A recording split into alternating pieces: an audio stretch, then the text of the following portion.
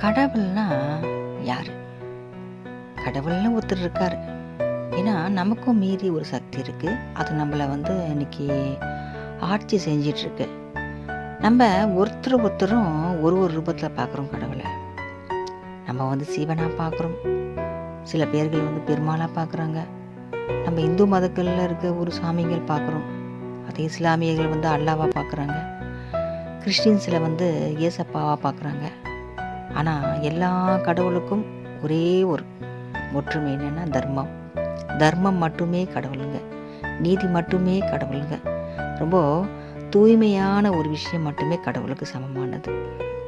தர்மம் என்ற ஒரு வார்த்தை கடவுள். கடவுள் என்றது ஒருத்தர் தான். தர்மம் மட்டுமே கடவுள். அந்த தர்மம் இந்த கடவுளை நம்ம தனித்தனியாக பார்க்குறோம். ஏசப்பாவாக பார்க்குறோம், அல்லாவாக பார்க்குறோம், சிவனாக பார்க்குறோம், இன்னும் நிறைய கடவுள்களை நம்ம பார்க்குறோம். அந்த வரலாம் நம்ம பார்க்கக்கூடிய ஒரு விஷயம் என்னென்னா, அரிசி என்னமோ ஒன்று தான், சாதம் வெடிக்கக்கூடியதும் ஒன்று தான். அந்த அரிசி சாதத்தில் நம்ம வெள்ளை சாதமாக பார்க்குறோம். அந்த சாதத்தில் நம்ம தயிர் சாதமாக செய்கிறோம். சில சமயம் நம்ம புளி சாதமாக செய்கிறோம், சாம்பார் சாதமாக செய்கிறோம், இன்னும் நம்ம எலுமிச்சை சாதமாக செய்கிறோம். இப்படி அந்த ஒரு சாதத்தில் எத்தனை சாதங்கள் நம்ம பண்ணுறோம். சில சமயத்தில் நம்ம அதில் அசைவ சாப்பாடும் செய்கிறது உண்டு. அந்த மாதிரி எத்தனை சாப்பாடுகள் வந்தாலும் அரிசி என்றது ஒன்று தாங்க. அந்த அரிசி என்றது ஒரே ஒரு கடவுள். அதுதாங்க தர்மம்.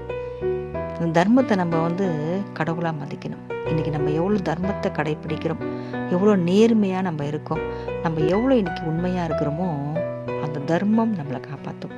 அந்த உண்மை நம்மளை காப்பாற்றும். நம்மளோட நேர்மை நம்ம காப்பாற்றும். நம்ம பண்ணியிருக்க தர்மங்கள் நமக்கு முன்னாடி போகும். தர்மம் தலை காக்கும்னு நம்ம முன்னவங்க சொல்லியிருக்காங்க. பெரியவங்கள்லாம் ரொம்ப அழகாக சொல்லுவாங்க. தர்மம் தலை காக்கும், எங்கே போனாலும் காக்கும். எந்த ஒரு கெட்ட சூழ்நிலையோ ரொம்ப மோசமான சூழ்நிலையிலையும் தர்மம் நம்ம தலை காக்கும். இந்த தர்மம் தாங்க கடவுள். கடவுள் நம்ம தர்மத்தின் வழியில் நடக்கணும்னு சொல்லி தான் கடவுளை அறிமுகப்படுத்தி வச்சுருக்காங்க பெரியவங்க. அதை நம்ம எந்த கடவுளாக கூட வணங்கலாம். நமக்கு இஷ்ட தெய்வமாக இருக்கலாம், நமக்கு குல தெய்வமாக இருக்கலாம், நமக்கு பிடிச்ச தெய்வமாக இருக்கலாம். எந்த தெய்வமாக இருந்தாலும் கடவுள்ன்றது ஒன்று தான். அதுதான் தர்மம். அந்த நீதி தாங்க கடவுள். அந்த ஒரு பிரகாசமான ஒளி தான் கடவுள். அந்த ஒரு நேர்மை, அந்த ஒரு நீதி, அந்த ஒரு தர்மம் என்ற ஒளி நம்மக்கிட்ட இருந்துச்சுன்னா நம்ம நிச்சயமாக ஒரு நல்ல பக்தனாக இருப்போம். அந்த கடவுள் நம்மளை எக்கணமும் கைவிட மாட்டார். நமக்கு ஒரு மிகப்பெரிய ஒரு பலமும் மிகப்பெரிய ஒரு துணையும் அதுதாங்க.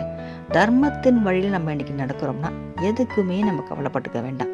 கடவுள் இன்னும் ஒருத்தர் தான். நம்ம அதை யாராக வேணுனாலும் நம்ம கும்பிடலாம். ஆனால் தர்மம்ன்றது